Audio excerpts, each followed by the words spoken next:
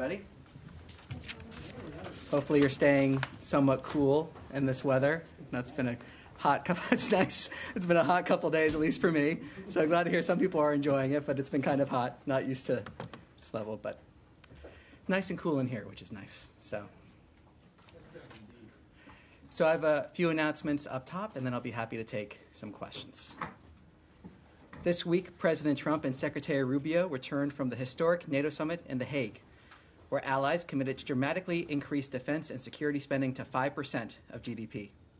This landmark pledge reflects a generational shift in NATO's posture, ensuring that NATO has the forces, capabilities, warfighting readiness, and resilience needed to deter and defend against all modern threats.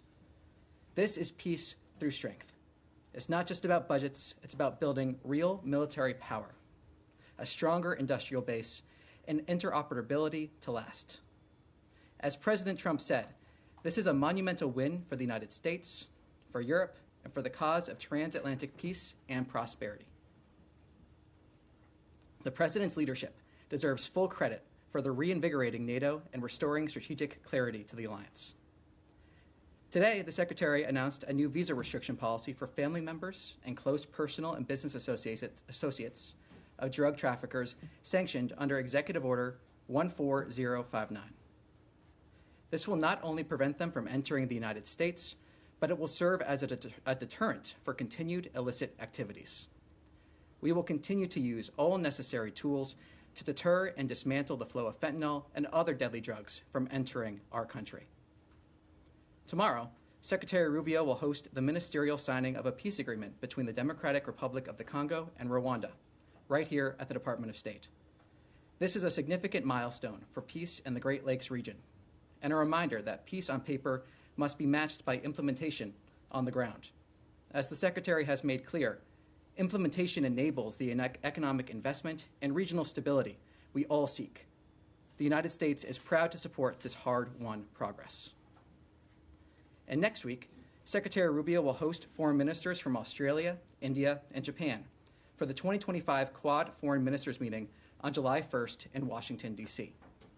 The Secretary's first diplomatic engagement was with the Quad, and next week's summit builds on that momentum to advance a free, open, and secure Indo-Pacific.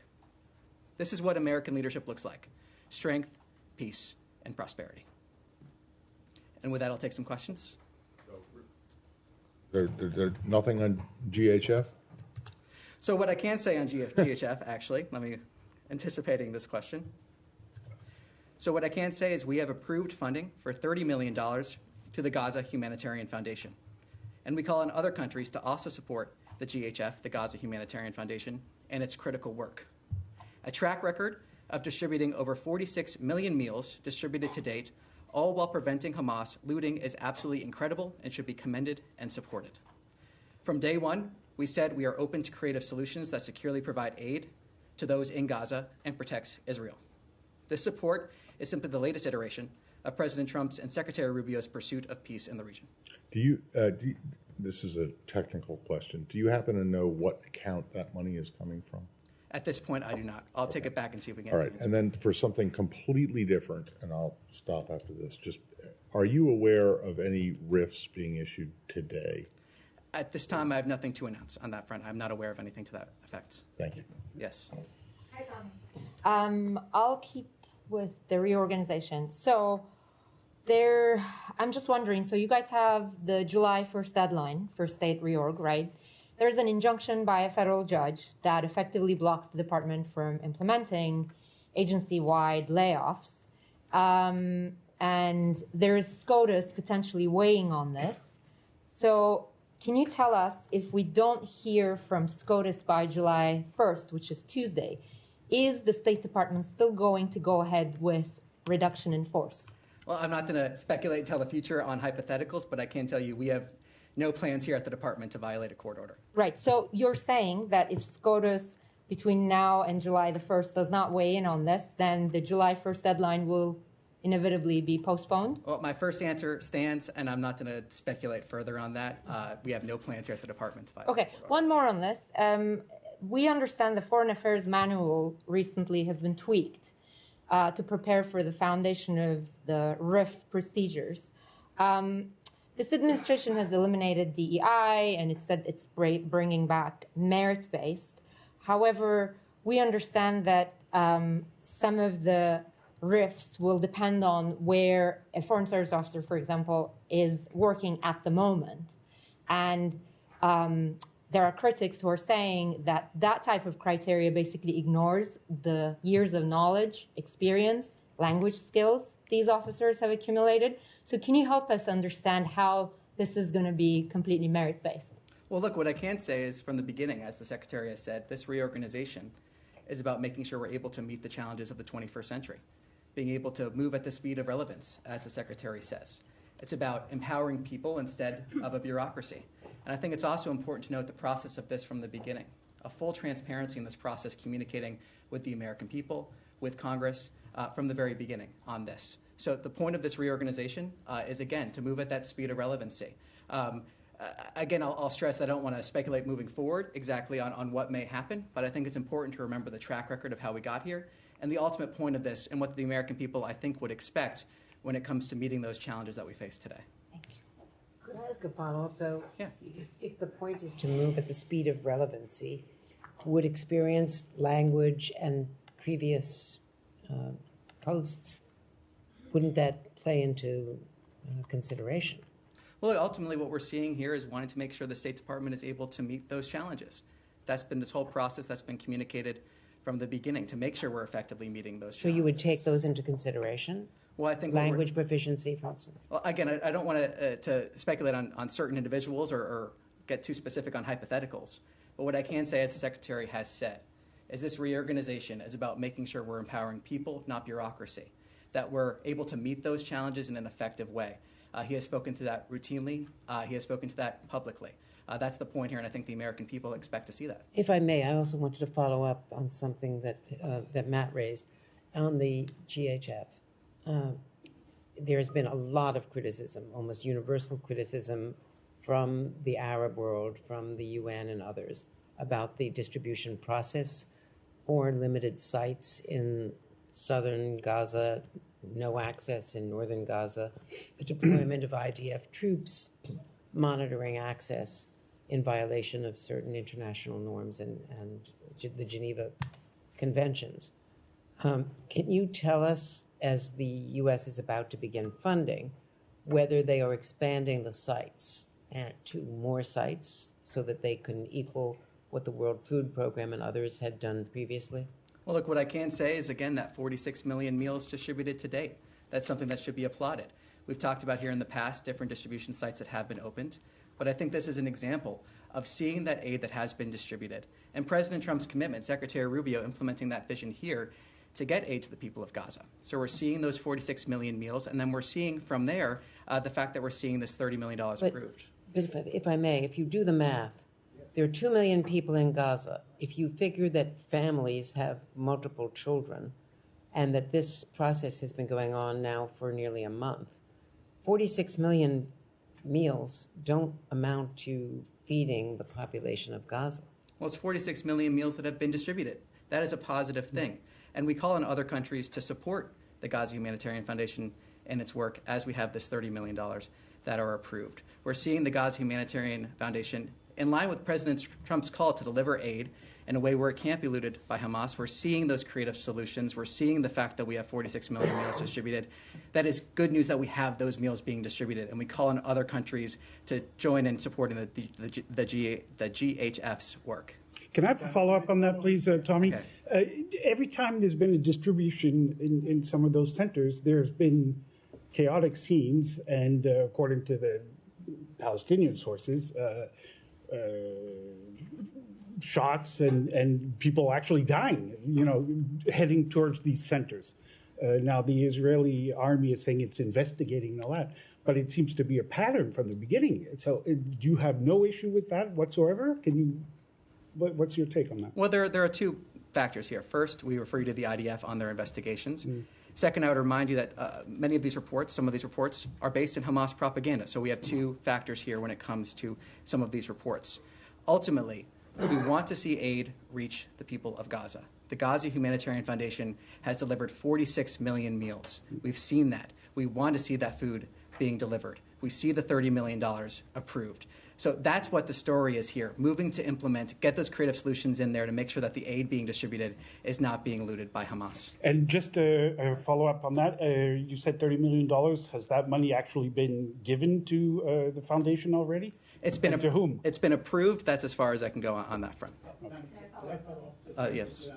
Yeah, just to follow on what everyone is asking about, you say you want to see aid get into Gaza. Are you pushing the Israeli government to allow other groups into Gaza to distribute aid? Today, GHF was the only one allowed into the Strip. What we're pushing for is for other countries to join us in supporting the Gaza Humanitarian Foundation's work. But there are other groups who had been established and had methods that were able to distribute more widely before the restrictions of the Israeli government. So are you asking them to also lift these restrictions? What we're pushing for is for other countries to support the Gaza Humanitarian Foundation's work. The Gaza Humanitarian Foundation being able to deliver that aid without it being looted by Hamas. And again, that's about that creative solution that President Trump has said from the beginning.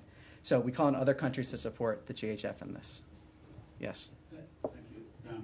To follow up, I'm sure that 46 million meals are very good, and the Palestinians appreciate that. But that, as Andrea said, that translates to about 20 meals per person over, a period of a month, because it's been a month since they started this thing. So there are only like 4 centers. So are there any plans to expand these centers to make more openings, more entry points and so on for aid and all these things? Because Gaza used to receive, 1,000, maybe a couple thousand trucks of food a day. So the situation is very dire. So I don't have anything to preview in terms of future plans here. I'm not going to get into that here. I can say what we've seen in the past is distribution sites opening. We've seen a ramp up of the meals being delivered.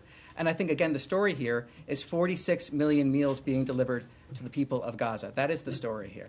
Right. But just if I may follow very, very quickly.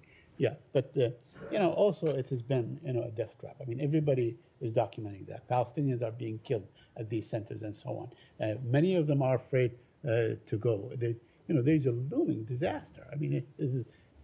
Are you talking to the Israelis? Are you urging them not to be trigger happy and confronting very hungry people who are so desperate that they're probably grabbing stuff and so on? Well, I answered your question earlier, but I think it's also important to recognize that Hamas bears sole responsibility for this conflict, as has been stated from this podium several times by spokesperson Tammy Bruce. The fact that we're seeing Hamas act in certain ways and really in barbaric ways, that they've continually done that. So Hamas bears sole responsibility for this conflict. And again, the story here is the 46 million meals that have been able to be distributed to the people in Gaza during this time, and the fact that we're encouraging other countries to also support the Gaza Humanitarian Foundation. Yes. Thanks, Tommy. Sticking on the JHF, do the Americans plan on playing, other than the role of a benefactor here, any other role in terms of management, in terms of security? There were 8 Palestinian GHF contractors that were shot dead, last week. What is the role here, other than here's cash?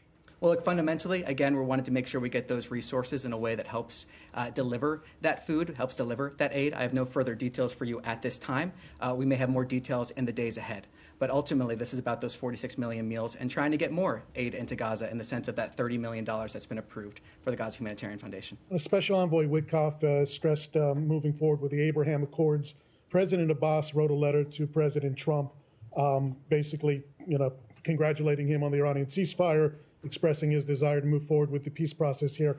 I'm trying to figure out, because there's been almost no discussions between, at least publicly, between the State Department and the Palestinian Authority. I know Tammy always says just because you don't see it doesn't mean it's not going on. But where if Hamas is going to be out of the picture, maybe Arab countries don't know where it's going, what is the State Department's vision for future Palestinian Authority involvement in the region? What is the vision? What is the policy? Well, right now, what we're looking at is trying to get a ceasefire. That is our focus. Our focus now is the ceasefire we need to see. Our focus is getting to that ceasefire, standing with Israel's right to defend itself, its right to protect itself. That's where we are currently. That's where our focus is. And that's where it's going to remain until we reach those goals. Yes. Hi, Tommy, I'm going to stick on this subject just for a little bit more. You keep saying that the story is the distribution of 40+ million meals. and we're trying to just point out all of the other multifaceted angles of what's going on here, given that the government is about to invest a lot of money into this. So I'm just wondering, like, why, again, to Jenny's question, does this mean the U.S. government doesn't support the World Food Program trying to get into Gaza right now? If not, why not? We're just trying to get a clear answer on why is it just one organization and not the others? Well, as I just said, what this indicates is the fact that we have $30 million approved for the Gaza Humanitarian Foundation. That's what this indicates. We've also seen the Gaza Humanitarian Foundation, as I was saying, been able to deliver aid in a way that is not being looted by Hamas. The story here, again, as I've said, as you pointed out, is that 46 million meals. That's the story here, and the fact that we're encouraging other countries to step up and support this. The President's been clear. He's been looking for those creative solutions to get aid into Gaza. This is one of those indicators showing a follow-through on that commitment from Secretary Rubio here implementing that vision at the State Department. And I don't know, sorry, if I could just have one more. I don't know if you've seen in the last couple of weeks, there was an American security contractor who used to work for the organization. He wrote his experience in ZTO, and he described how the contractors, the Americans going to work for the Gaza Humanitarian Foundation, were themselves not getting enough sleep, not getting enough to eat. He describes how some of the contractors were picking up food from the ground, food that was supposed to go to the Palestinian people. I'm just going to very quickly read this to you. He said, "We're telling crying women trying to pick up food for their families that they had to go, and they were looking at this food on the ground that they desperately needed, and they couldn't take it." He said it was absolutely horrific. So when you say the story is that they are getting millions of meals out, the other side of it is that there are many more people who are not getting food, and it's not enough food, and the security situation on the ground, other stories are starting to come out about people who are actually there. So do you have a comment on the experience of some of these contractors who you're about to fund? Well, every single one of these briefings, every single day, we have conversations about the situation in Gaza. Every single day, we have those conversations. And every single day, we've been working in terms of trying to figure out creative ways to get aid to the people of Gaza. Every single day, we've been working on that. The humanitarian situation, trying to address that. Every single day. And what we're seeing here is that $30 million commitment to this organization. That is what we're seeing. That is the commitment that President Trump laid out in terms of trying to get those creative solutions in there. So that's really what we're talking about here, that $30 million going to that organization, the 46 million meals. But of course, we're aware of what's happening in Gaza. That's part of why the president had this commitment to get aid in there, but also to get to that ceasefire, get to that peace, talking about long-term prosperity for everyone in the region. The fact that the people of Gaza have suffered tremendously under the hands of Hamas. The president has spoken about this continually, so has Secretary Rubio. So that's part of what we're seeing here, that $30 million to this foundation. And we encourage, as I said, other countries to also join in supporting this effort. Yes. Thank you, Tommy. On Iran, there's been some perhaps mixed messaging on the diplomatic outlook. The president has said he doesn't think a deal is necessary, but Special Envoy Witkoff said yesterday that he's hoping for a comprehensive peace agreement. If talks with Iran do indeed happen next week, as the president said they would, can you say what the goal would be for those discussions? Well, I refer you to my colleague Caroline. She spoke about this at the press briefing at the White House. One of the things that she said there was the goal of an Iranian meeting is to obtain long-standing peace in the region, and I have nothing further to add to her comments. So no nuclear agreement would that be necessary? Again, nothing to add in addition to my colleague Caroline's comments. Yes, sir. Yes. Yeah. No, right here. Yep. You.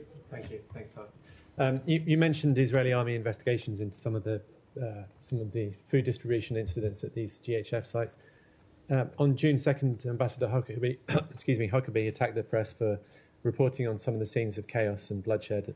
And he said that all the meals back then initially had been distributed smoothly and without incident. Will the ambassador amend his statement against the press if the Israeli army confirms that there had indeed been chaos and bloodshed at the aid distribution sites? Well, I'm not going to speculate on the future there. What I can say is, as refer you to my earlier answer about the two dynamics that we're dealing with. And then secondly, there's been some reporting from Israel today about what happens next, assuming there's a durable ceasefire that endures, including the US and Israel talking about bringing Syria and Saudi Arabia into the Abraham Accords, and that a peace plan could help Arab countries help administer Gaza if Hamas is removed. Are you able to talk about that at all, or describe the administration's next focus for the region? I'm not going to speculate. As I said, our focus remains on achieving that ceasefire. Yes. Today in There was a meeting between Saudi Foreign Prince Faisal bin Farhan and U.S. Special Envoy Tom Barak. Can you give us more details or read out about the meeting? Nothing to preview here. I'll take back your question and see if there's anything we're able to And I have a follow-up about the GHF. You said that there are investigations. Or are you aware that there are investigations from the Israelis? Because you said that they are looting by Hamas, but we are seeing kids dying. So why they are using force when there are kids like just trying to get food that they are in dire need for?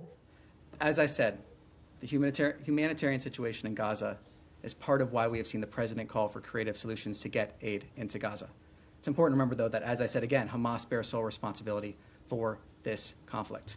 That is fundamental, and what we're seeing here is the president saying we need creative solutions to get aid into Gaza, and we're seeing $30 million approved to the Gaza Humanitarian Foundation in order to support those efforts. But there's force used next to kids who are in dire need of food. Why are the IDF using force and like bullets next to kids who are trying just to get some flour? Well, as I, again, refer you to my earlier answer of the two dynamics here. The fact that there are some examples, and the IDF has said publicly that they are investigating. I refer you to them on their investigation. Are you following this But also that there are examples, where of Hamas propaganda. So there are two different dynamics here. I refer you to them on their question. Yes. Thank you.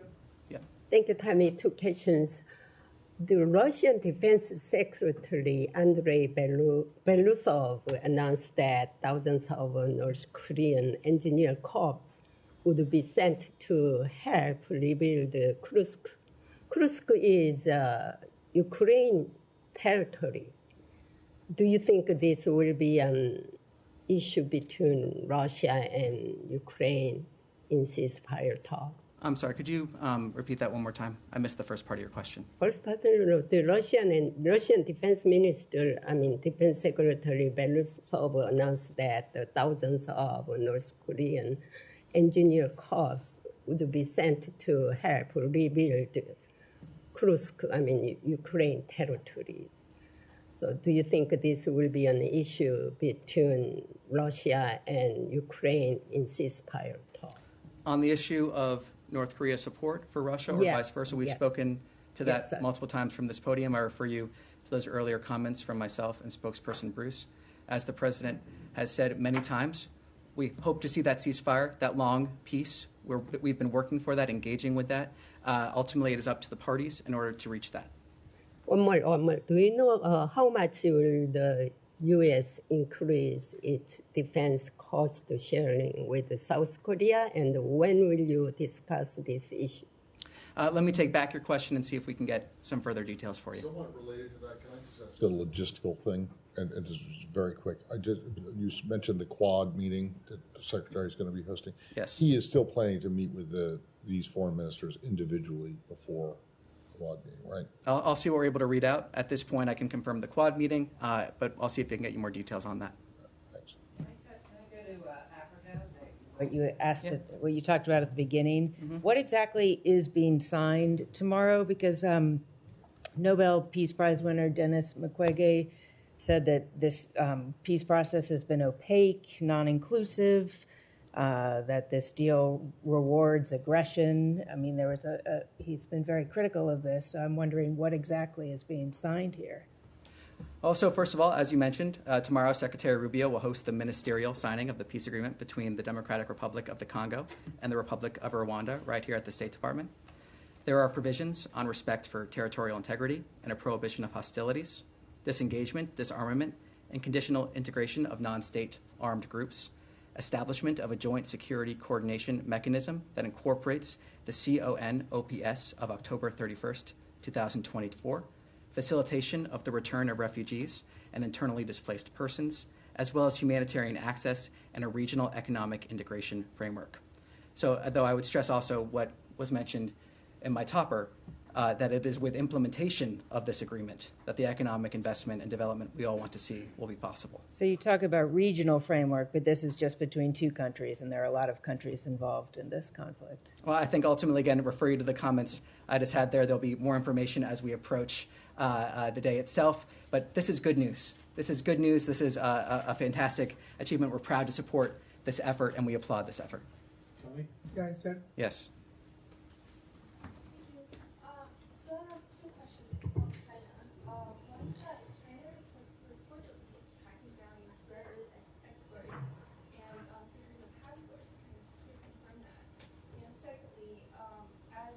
the State Department increases scrutiny on the student visas of foreign students, particularly from China. I'm wondering if the department has concerns about the Chinese student associations in the U.S., given their ties to the Chinese consulates, and they have been described as a tool to extend Chinese influence. So on your first question, I'll take that back, see if we can get you some details on that. On the second, on student visas and on our visa policies here in general, what I can say is that every single visa decision is a national security decision, and that's something that Secretary Rubio takes incredibly seriously. And I think it's the American people want that to be taken seriously, the ability to properly vet certain rules, regulations. Every single visa decision is a national security decision, no matter who you are applying for a visa. And that's, like I said, something the Secretary takes very seriously. So that's all for today. Thank you very much. Appreciate it.